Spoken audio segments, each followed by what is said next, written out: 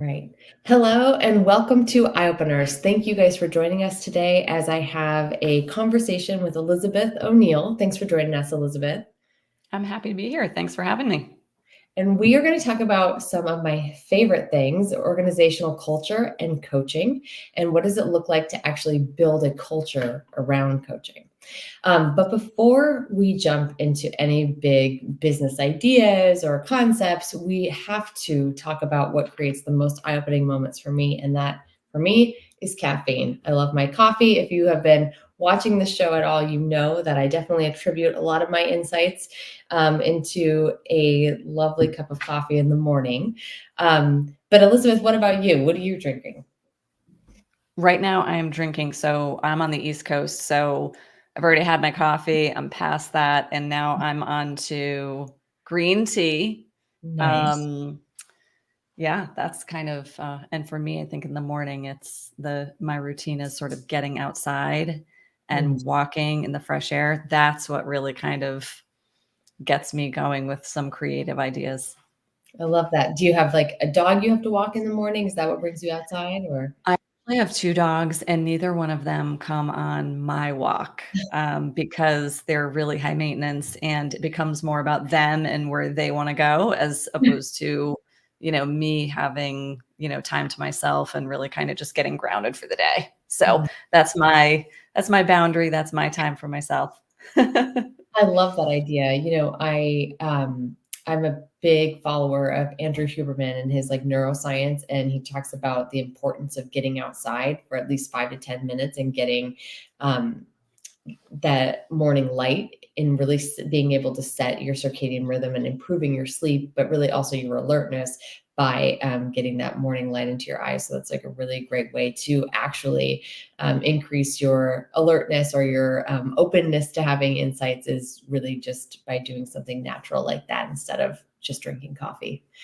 So see, we're well-rounded here. It's not just about the caffeine or the tea. I've had people even bring Diet Coke before, but it's whatever works for you to kind of get your mind activated, keep you present, focused in order to receive those insights or just have the awareness around it. Mm. Um, well, thank you so much for exploring that and sharing the idea that it doesn't need to be a beverage. There's lots of things we can do to open our minds up. But it is not just about the substances or the walk or whatever. There's other reasons why people should be here with us today and listening to the insights you're going to bring to this conversation. So I want to introduce you formally to the listeners. Elizabeth is an executive coach and an expert in helping founders and their teams get aligned for growth. With more than 2 decades of experience guiding leaders and teams, she helps founders get back in control of their time, their team, and their energy so that their companies can scale more quickly and profitably. She holds her BA in psychology from the University of Chicago and an MSW, which is a master's in social work from Columbia, and is an IPEC certified coach. You can follow her on LinkedIn for advice on entrepreneurship, high stakes conversations, and building healthy companies. So, I actually had the luxury of being introduced to Elizabeth by a mutual friend. And one thing that I don't even know if she realized we have in common, but is this shared background of holding an MSW degree. And I think it's a really, really rare thing to find somebody in the business space who has that kind of training. And I'm not sure if that's why we click the way that we do, but I'm certain it has something to do with it. I know for me, the training really, when I came away with that master's degree, I thought, whoa, this is like something every human should have to study because it was really just the study of people and relationships and how we come together and what understanding the dynamics and the motivations and the narratives people bring to relationships and how do we communicate knowing all those things are there and how do we really just relate right in this shared human experience. So I know that's the impact it had on me. How about yourself? Yeah, absolutely. I think, and it's kind of interesting now that I'm at the place that I'm at. I had always thought that I was going to be a therapist. And then after coming out of grad school, I went right into the business world. And that was cool because it was just taking all of that kind of individual that lens of individual psychology and applying it to people and teams, like teams and leaders. And then 4.5 years ago, when I pivoted and started my practice working with fast growth companies, I paused a little bit and was like, how did I get here? Like, how did I go from that to that? And now I'm doing this. And it actually all dovetails really nicely together because, you can put any sort of system and process in place that you want in a company to help them run better and perform better. But you and I both work with teams and companies that are experiencing a lot of pressure, a lot of stress. In fact, I was just talking with somebody earlier today, a founder, and I was saying, like, when was the last time that you just had like a day where you're sort of your best self? I mean, that's very rare in these fast-paced environments. Normally, in those kinds of environments, like our style under stress is triggered. We're also interfacing with other people on the team whose styles under stress are being triggered. And so that's when I started my practice and I started combining those two things, it actually all started to make sense for me, like why I was doing what I was doing and how it all fit together. Because the tools and the processes are great, but helping people to sort through their own sort of, and becoming aware of themselves and each other is really the pathway to business success in my experience. Right, totally. People who are in these positions of really having great impact in their organization and then also beyond, like in their industry by leading that company, when you can help them better understand the way that they show up, like having awareness around like, hey, when you're stressed, this is what that looks like for other people. This is what they're noticing, and this is how it impacts them. This is how they respond to you, right? And like when people can start to really understand that trickle down, especially when you're a founder, CEO, or near the top, I find that can really be an awakening moment in order for them to try to do it differently. But that self-awareness piece is key. Like without that, there's not really an incentive or motivation to change, make it different. Right. Yeah, that's so true. Yeah. It's been really interesting. I've had a different path than you, but similar stops along the way, just in a different order, I guess. And watching, I feel in my career, I've really seen it become much more acceptable and even almost favorable to talk about receiving coaching or creating this level of self-awareness, and what we used to call soft skills, I think is really evolving in the business space. And I've seen CEOs be like really excited about doing this work and bringing on these types of culture change initiatives or coaching driven initiatives. What has that been like for you? I agree. I think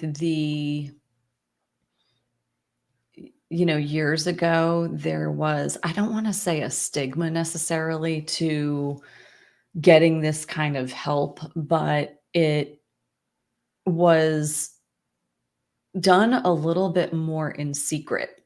I think founders may have felt that it was a weakness to seek out this kind of help, as opposed to a competitive strength.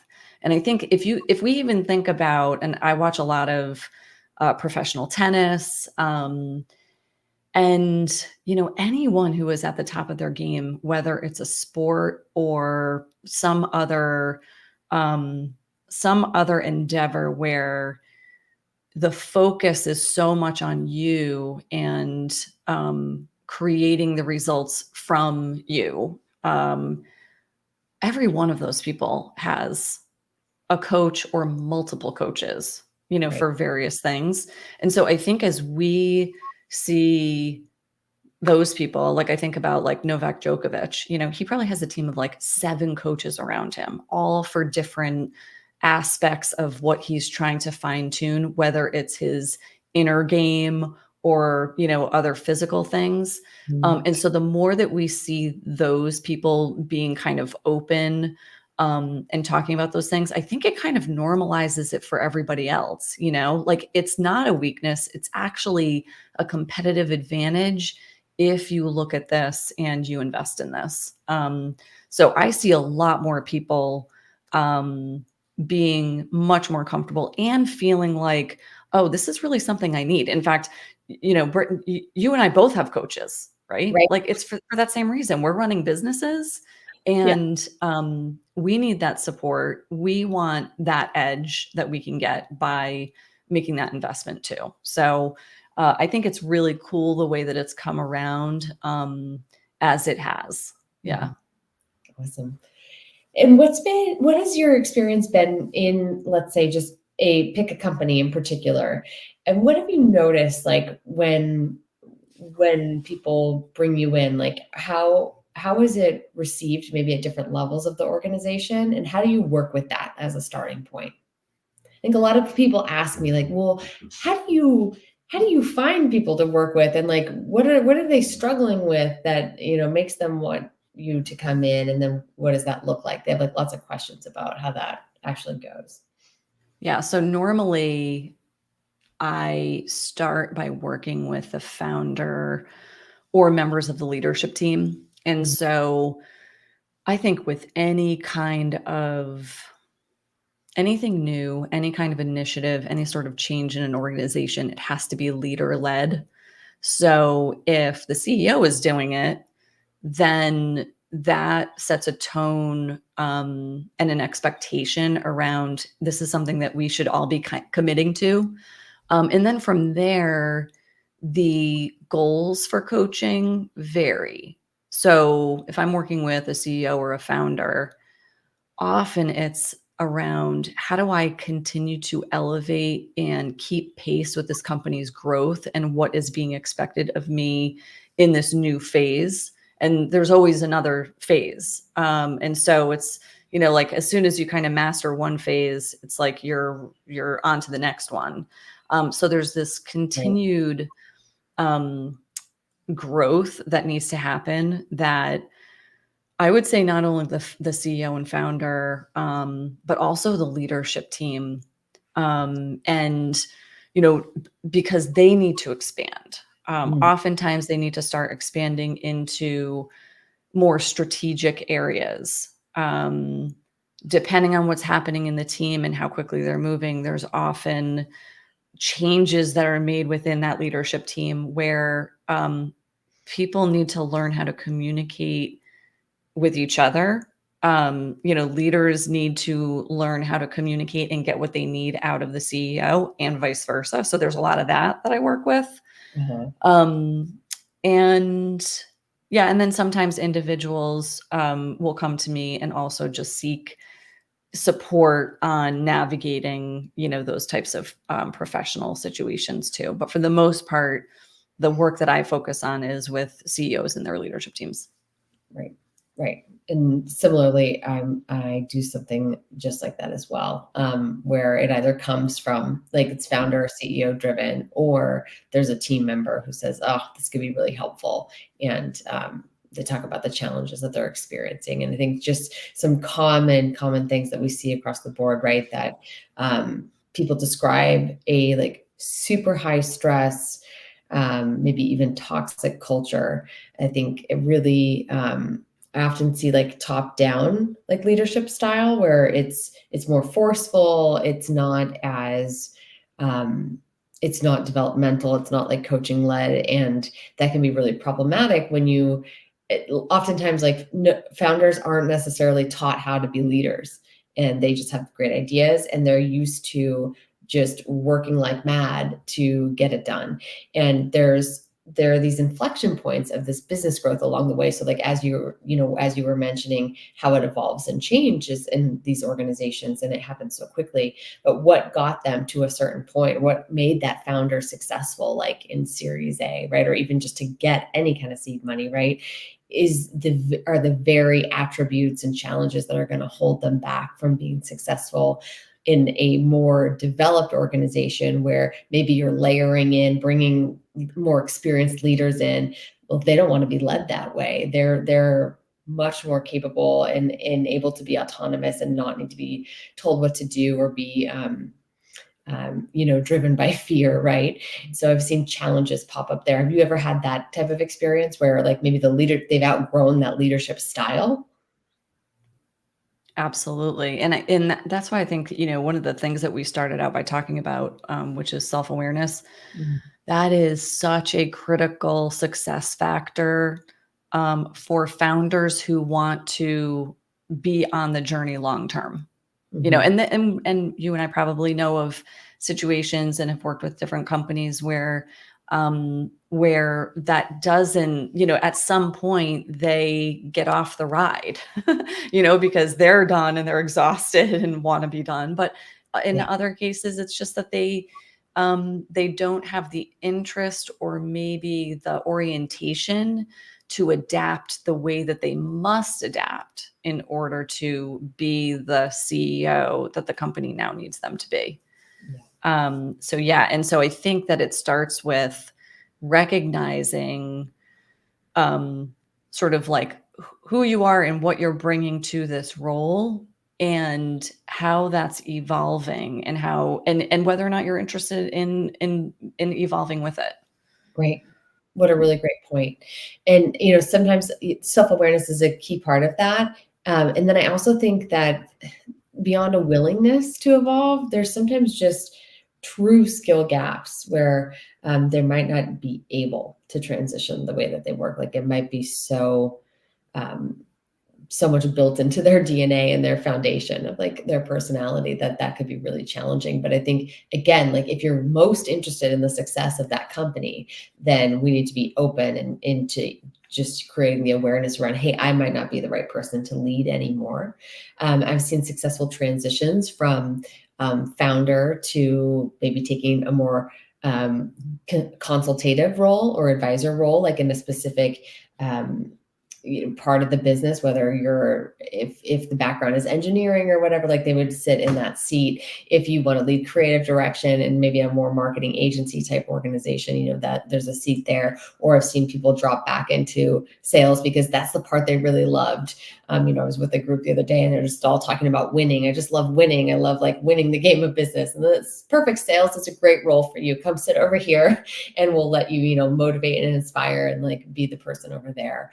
Um, but there's this really great book by Lisa Cohn, and it's From Startup to Grown Up. I think maybe we've spoken about it before at another time. She also runs a podcast, but she's a coach for startups and founders. And what she talks about is this really important transition that happens, these growth points, inflection points that we're talking about, and that coaching can really solve a lot of the problems that crop up around that time. And whether it's the self-awareness, I think that there's a lot of cross-functional communication and collaboration that needs to start happening around these certain growth phases that maybe people weren't used to, or they might not even have the skill set or the ability to recognize that that's a need. And so she talks about how we can teach people to not well, number one, bring in coaches if that's what the organization needs, but how do we take our leaders and teach them the tool of coaching to make the organization more successful? How do you go about doing that in organizations you support? It's interesting. I think I look at it slightly differently. I think, one part is like if we're looking at a team that is in the process of scaling, and if we think really back to the beginning days when there's a handful of people, alignment is very, very easy to create at that point because you're working so closely together. And a lot of these people have been there since the very beginning. And so you completely share the same view and mission. And then as more people are added, they don't have that context. They are not as invested in what you're trying to build. They should still be very invested, but it's not exactly the same. And so all these little things start to break down what you were relying on to keep people aligned and focused and moving forward. And so the way that I look at it is coaching is definitely helpful, but I think this is also where you need to start looking at like your routines and process. Right. Um, and by that, it's not like heavy stuff, but it's okay. How am I communicating to my team? And how do I start to do that on a regular basis so that the things that I used to just take for granted that everyone knows, now I have now I have a monthly all hands call, where that first Friday of every month, we're anchoring back to where we're headed and what's shifted around that direction since the last time we got together.